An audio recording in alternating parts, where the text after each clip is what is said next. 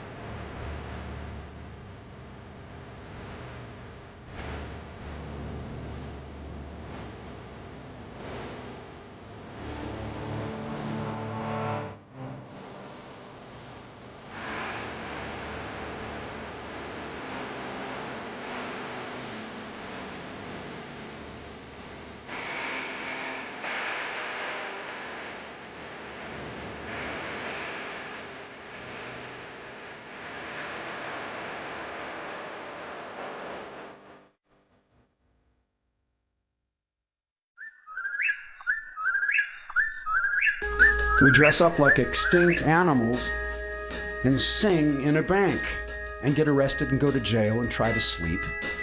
And then we come home and sleep and get up and dress like extinct animals and get on the subway to another bank where we meet the StopShopping singers and go into the lobby and sing, hand out investment information, and then get handcuffed and go to jail, or maybe just the precinct house for a few hours, but maybe the Tombs, city jail, up to 3 days and nights, and face the judge again and make some promise or other and go home and get ready to go banking. We shower and then study bank investments and then call other shopping stoppers. And can you believe UPS is bankrolling that Aussie coal? And then we read more extinction reports. And then we dress up like another kind of threatened life, and we go sing in bank lobbies and parking lots and drive through teller windows and bank-sponsored art events and preach inside a circle of faces who are loathing us and giggling, stunned with thought. We hand out information on earth crimes that happen from their money, and we get arrested and handcuffed and go to jail. And maybe just a warning, in which case we do more research after returning home.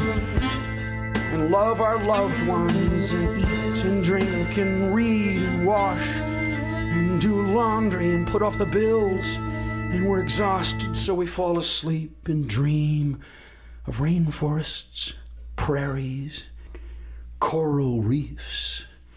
And we wake up, and then we dress up like extinct animals, and get on the subway and meet the other singers who are wearing the giant heads of the long-gone golden toad. Or maybe they're covered with threatened honeybees. We're off to the bank, broke, but laughing all the way to the bank to sing Earthalujah.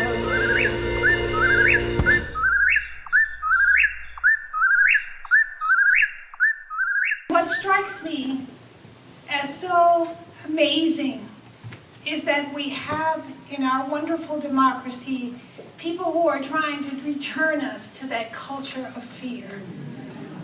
When I grew up in Hopkinsville, I really was afraid of most white people. And of course, as I went out into the world, as what I call a Kentucky cosmopolitan, I found white people who are just as committed to love and justice as myself. And I have written a lot about coming back to Kentucky. I felt like I would never go back to live in Kentucky. I'd be sending my ashes home in a box. But increasingly, in all the things that I didn't want to deal with, imperialist, white supremacist, capitalist patriarchy was as fiercely there as it was in Kentucky. So it was wonderful to be able to come home to Kentucky, to be the Kentucky writer, influenced by our life in the hills, to be a person of courage, to be self-determining, and to be a person of love.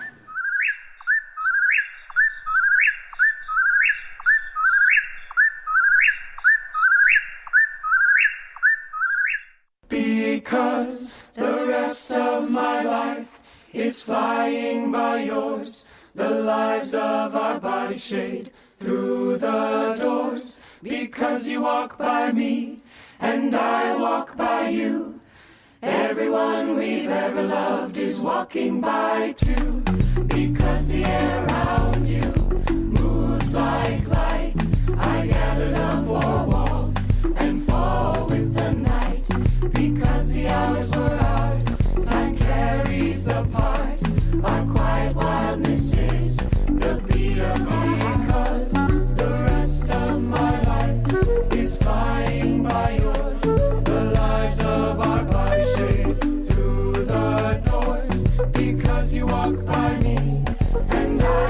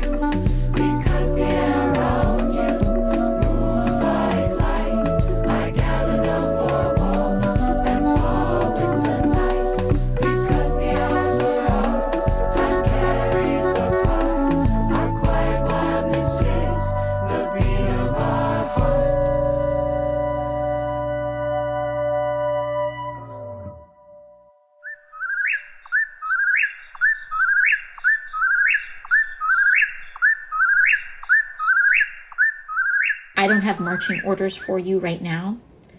My marching orders would basically be to find your safe network of people, to find your pod, to find your community. We have to do a lot of community building. And by that, I don't just mean organizing politically. I mean active community building.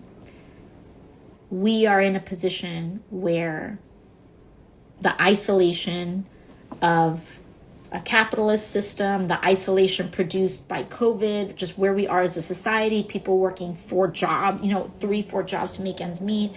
We do not have community. And believe it or not, community, whether it's your church or mosque or temple, whether it's a knitting group, whether it's, your dinner circle, building that community is actually far more transformative and far more important than you may realize. And people may dismiss it, and people may think that it's silly or frivolous. It is not. I guarantee you it is not.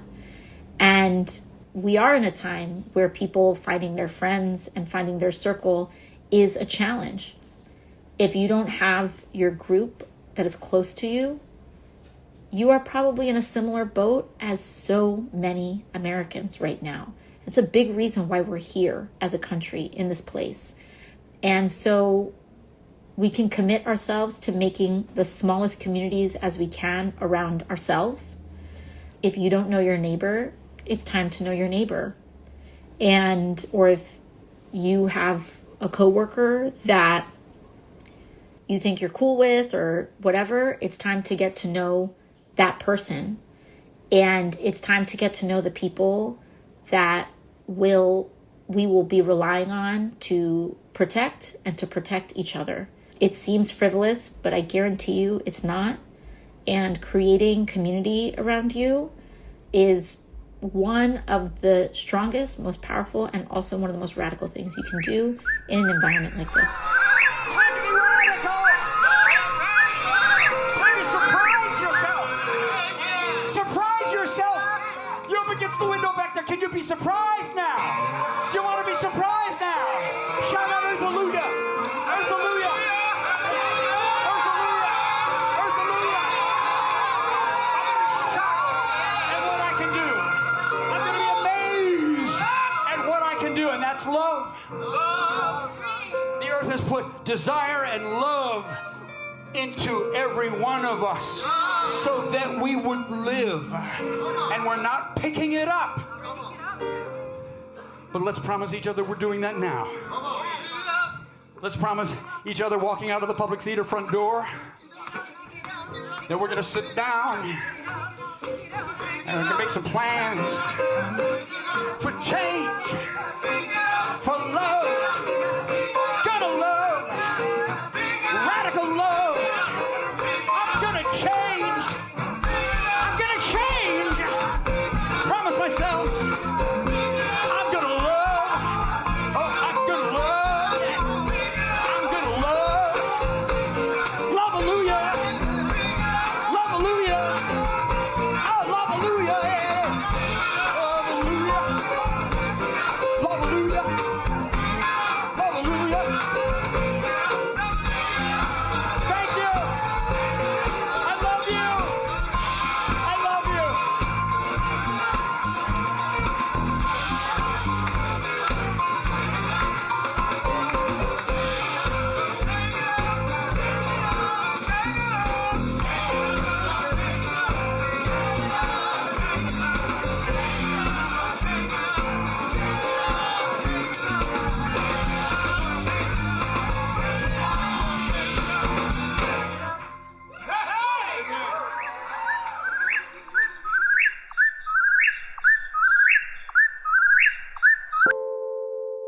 Hello, welcome to News from the Natural World. I'm Savitri D. Colorado wildlife officials released 15 wolves relocated from Canada into Eagle and Pitkin counties in the Central Mountains.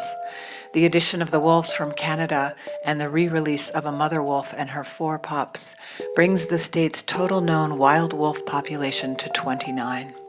In 2020, Colorado voters narrowly approved a measure mandating the reintroduction of the gray wolf, which people had eradicated from the state through hunting and poisoning. Significant portions of the Arctic boreal zone are now a source of carbon in the atmosphere. After millennia as a carbon deep freezer for the planet, regional hotspots and increasingly frequent wildfires in the northern latitudes have nearly canceled out that critical storage capacity in the permafrost region. 34% of the Arctic boreal zone, the treeless tundra, boreal forests, and wetlands that make up Earth's northern latitudes, are now a source of carbon to the atmosphere. That balance sheet is made up of CO2 uptake from plant photosynthesis and CO2 released to the atmosphere through microbial and plant respiration. When emissions from fire were added, the percentage grew to 40%. Single women are happier on average than single men. That's among the findings of a recent study by University of Toronto psychology researchers. They say the results suggest that men may have more to gain than women in heteronormative romantic partnerships. Due to sample size limitations with non-binary individuals, the study focused on individuals who identified as men or women. Overall, the researchers found that women fared better on their own than men. They are happier with their single status, the quality of their lives, the quality of their sex lives, and they desire a partner less. According to lead author Helene, we know from existing research that in heteronormative relationship structures, women typically take on more than their fair share of domestic and emotional labor. As well, their sexual pleasure tends to be deprioritized and potentially reduced as a result of the unfair divisions of labor. She also notes that women may be more satisfied with their single lives overall because they usually have bigger social networks to rely on for support. They also have more financial independence than was the case historically, meaning income as a traditional advantage of partnership is not as important as it once was. Collapsed dead stars known as neutron stars are 1 trillion times denser than lead, and their surface features are largely unknown. Nuclear theorists have explored mountain-building mechanisms active on the moons and planets in our solar system. Some of these mechanisms suggest that neutron stars are likely to have mountains. Neutron star mountains would be much more massive than any on Earth, so massive that gravity just from these mountains could produce small oscillations or ripples in the fabric of space and time. Recent research shows that rising temperatures will severely affect the ability of tropical forests to photosynthesize. This will hinder their capacity to absorb carbon dioxide from the atmosphere, reducing their role in mitigating global warming and exacerbating climate change. Plants can dynamically acclimate to their environment. When warmed, they can adjust their photosynthesis to perform more efficiently at moderately higher temperatures. This allows them to maintain or even increase their carbon uptake under these new conditions. However, tropical trees may have a limited capacity to acclimate to warming because they have evolved under relatively stable climatic conditions. As a result, they are already near the upper limit of temperatures they can tolerate without suffering damage. About 4,900 years ago, a Neolithic people on the Danish island Bornholm sacrificed hundreds of stones engraved with sun and field motifs. Archaeologists and climate scientists from the University of Copenhagen can now show that these ritual sacrifices coincided with a large volcanic eruption that made the sun disappear throughout northern Europe. Climate scientists analyzed ice core drillings and can now document that a volcanic eruption took place about 2900 BC, an eruption that must have had devastating consequences for the Neolithic peoples who lived in northern Europe at the time and who were deeply dependent on agriculture. The so-called sunstones are flat shale pieces with engraved patterns and sun motifs. They symbolize fertility and were likely sacrificed to ensure sun and growth. Sunstones were found in large quantities at the Vasagard West site, where residents deposited them in ditches, forming part of a causewayed enclosure together with the remains of ritual feasts in the form of animal bones, broken clay vessels, and flint objects. It is reasonable to believe that the Neolithic people on Bornholm wanted to protect themselves from further deterioration of the climate by sacrificing sunstones, or perhaps they wanted to show their gratitude that the sun had returned again. In 2024, solar power outpaced coal in Europe for the first time, as fossil fuel power dropped to a historic low. The solar and wind sources raised the share of renewables in Europe to 47%, compared to 34% in 2019. Fossil fuels over that span fell from 39% to 29%. Across Europe, solar capacity is sometimes so abundant at midday that it outpaces demand, resulting in negative or zero price hours. On June 6, 2023, 2 large explosions reverberated across cities and small towns in southern Ukraine. The Russian military had reportedly set off multiple bombs, destroying the 3-kilometer-long Kakhovka Dam and draining its reservoir into nearby settlements. Water from the dam flooded the plains, killing hundreds of people and countless livestock, destroying farms and displacing the residents of more than 37,000 homes. In the weeks following the explosion, researchers found that the attack had flooded about 230 square miles of forest in at least 4 national parks, threatening an estimated population of 20,000 animals and 10,000 birds. Almost all aquatic vegetation had died, and much of the marine life had disappeared, including mollusks. Wildlife across almost 2,000 square miles faced catastrophic effects from the flood, including rare species of birds, mammals, reptiles, and insects. Populations of some species were dealt a greater blow in that one day than in the last 100 years. But scientists have been amazed by the dynamic growth in the area. 3 months after the attack, they were shocked to find vegetation and forests in part of the reservoir that was left dry after the dam collapse. Where they feared desertification, a thick forest of largely willow trees, some reaching as high as 6 meters, now occupies almost 1,000 square miles of land, once covered by the reservoir. The area seems to be recovering its original biodiversity, fed by the organic material left by all the destruction. Ukraine faces significant environmental challenges, including lasting impacts of Soviet-era industrialization. Since the start of the war, nearly 1,200 square miles of forest fires have burned, and highly toxic munitions litter the landscape. And now, the sounds of extinction, the kagu, known as the ghosts of the forest, due to their pale color and ghostly cries. The kagu is an elusive and endangered bird of New Caledonia. Nearly flightless, the kagu is large, ground-dwelling, with whitish or bluish-gray feathers, dark bands on its primaries, and bright red legs and beak. Adults stand around 22 inches in height and have a wingspan of up to 32 inches. Adorned with a long heron-like beak, erectile crest, and covered in a powdered down to protect them from rain and extreme temperatures, they are the only known bird species to have nasal corns, thick skin flaps that protect their nostrils as they root around in the soil for small insects to eat. Kagu are endemic to the dense mountain forests and shrublands of New Caledonia. There are fewer than 2,000 individual kagu in the wild, and hear the sounds of a wild kagu.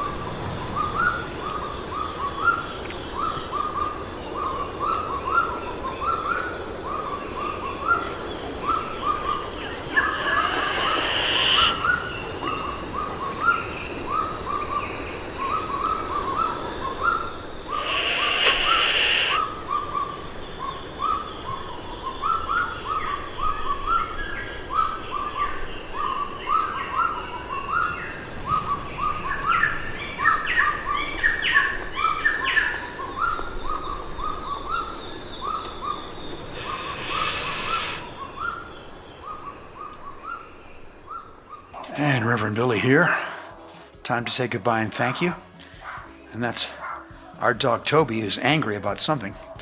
And we have a great collection of activists here in this half-hour show. Starting off with Neil Young and his anthem to change with his new band, the Chrome Hearts. And then Bell Hooks, the great feminist philosopher and leader, all about love being one of her great, well, she wrote many books, and she went down to Kentucky and back, and that's what she's talking about with her audience in our show today. The Because song, Savitri and I wrote together, a love song. Don Byron, the great clarinetist, on that song with us. Octavio Ocasio-Cortez talking about how communities and family, our pod, is so important after the rise to power of this neo-Nazi organization led by Donald Trump. And then a section of the last time we performed, December 22nd at Joe's Pub at the Public Theater. What a wonderful gathering that was. You kind of get a quality of that church show. It's partly a musical recital, partly a going crazy ecstatically, loving love. And I have in my audience just a lot of activists. I should say there are 30 of us up there on that stage. And I think I'm talking to a lot of activists at this very moment. And I invite you, all of you activists, or soon to be activists, we hope, visit us in New York when you're here. Make sure that you find out when we're performing. We'd love to see you, meet you, have a conversation. Because right now the conversation is a little bit one way. I can feel you out there. I feel your presence. And I know that we are making a community of activists together with our love. And there's Toby, angry at the next person who comes up the steps. Somebody give me an Earthalujah. Earthalujah.